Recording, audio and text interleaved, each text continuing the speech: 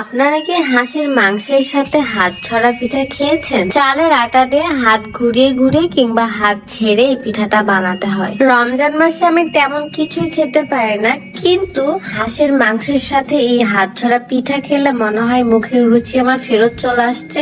এই পিঠা বানানোটা শিখেছি আমার মায়ের কাছ থেকে, মানে হলো আমার লিমা আপুর মায়ের কাছ থেকে। কি পাইনি আমি আন্টির কাছ থেকে এত আদর, ভালোবাসার, যত্ন, তাই মনে মনে তাকে আমি মাই ডাকি। এই যে আমার লিমা আপু, সে আমাদের কাছে নাই ঠিকই, বাট আমরা সবসময় তাকে ফিল করি, তার সাথে কথা বলি। এবার দিয়ে এই হাত ঝরা পিঠাটা দ্বিতীয়বারের মতো খাওয়া হবে আমার। প্রথমবার যখন খেয়েছিলাম তখন খুবই ভালো লেগেছিল, তাই আন্টি আবার আমার জন্য বানাচ্ছে। ফার্স্টে হাঁসের মাংস ভালো করে কষিয়ে কষিয়ে রান্না চড়িয়ে দিয়েছে, আর এদিকে আমি লিমা আপুকে দেখাচ্ছিলাম, দেখেন দেখেন আমরা কত এনজয় করতেছি, মায়ের হাতের কত মজার মজার খাবার খাচ্ছি। এত খেলে তো হবে না, একটু নিজেকে কন্ট্রোলও করতে হবে। সেজন্য আমার কাছে আছে স্লিমিং টি, যেটা আমি প্রতিদিন সকাল এবং রাত্রে খালি পেটে খাই, কিন্তু রোজার মধ্যে শুধু একবারই খেতে হয়। তো হাত ঝরা পিঠার আটার এই ডোটা বানাতে বানাতে চলেন দেখে আসি।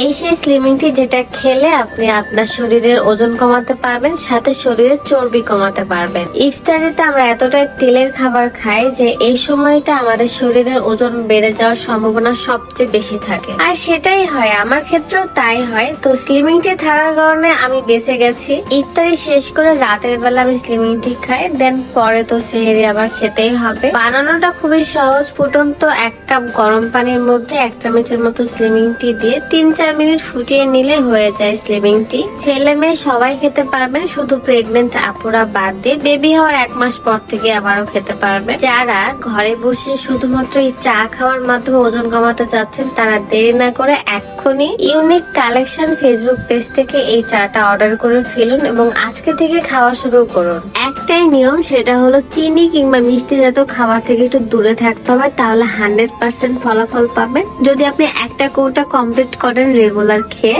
তাহলে 5 কেজি ওজন পর্যন্ত আপনি কমাইতে পারবেন। সো আর দেরি না, ক্যাপশনে পেজটা মেনশন করা আছে, চেক করে নেবেন এবং অর্ডার করে ফেলবেন। হালকা কুসুম গরম পানি দিয়ে আটাটা ভালো করে মিক্সড করে নেওয়া হয়েছে এবং গাঢ় একটা থিক তৈরি করা হয়েছে, যাতে হাত দিয়ে এরকম ঘোরাইলে সুন্দর হয় আর কি। কলার পাতা ডাটা দিয়ে অয়েলটা ভালো করে কড়ায় মিক্সড করা হচ্ছিল, আর তারপরে এই হাতের জাদু দেখতে কি ভালো লাগছে, খাইতে তো আরো মজা। যারা এই হাত ঝরা পিঠাটা খাননি, আমি বলবো প্লিজ আপনারা একবার হলো ট্রাই করে দেখবেন। যদি হাঁসের মাংস হয় সাথে, তাহলে তো আর কোনো কথাই নেই। ফার্স্ট বার যখন আমি খেয়েছিলাম তখনই প্রেমে পড়ে গেছিলাম, তাই আবারও মা আমার জন্য বানাচ্ছে, এন্ড এই সুযোগে আমি শিখে নিচ্ছিলাম যে কিভাবে বানাতে হয়। এই রোজার মধ্যে আপনারা একবার হলো ট্রাই করবেন, দেখবেন খুবই ভালো লাগবে।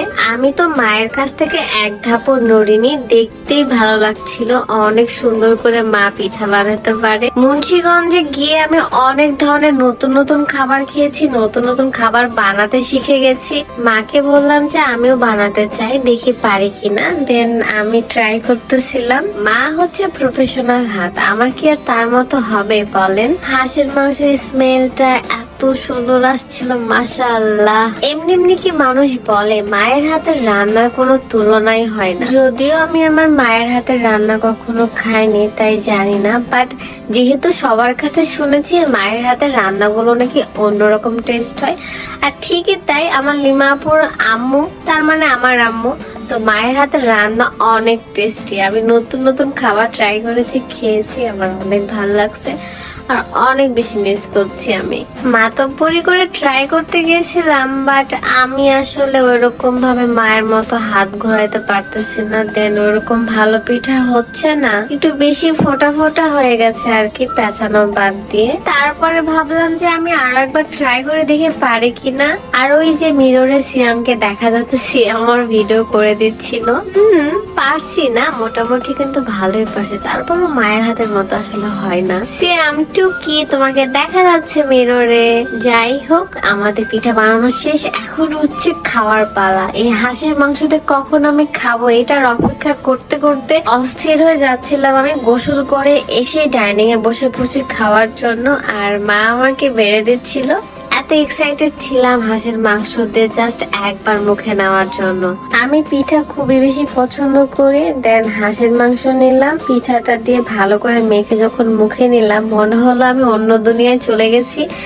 এত মজা, এত মজা, এত মজা। তোমরা যদি কেউ এই পিঠাটা বানিয়ে থাকো তাহলে অবশ্যই আমাকে কমেন্ট করবা, আর যারা খাওনি তারা প্লিজ ট্রাই করবা। আজকের মতো বিদায় নিচ্ছি, সবাই ভালো থাকবেন, সুস্থ থাকবেন, আল্লাহ হাফিজ। আর আমি না এভাবেই কোক খাই, এক গ্লাস একসাথে খেয়ে নিই।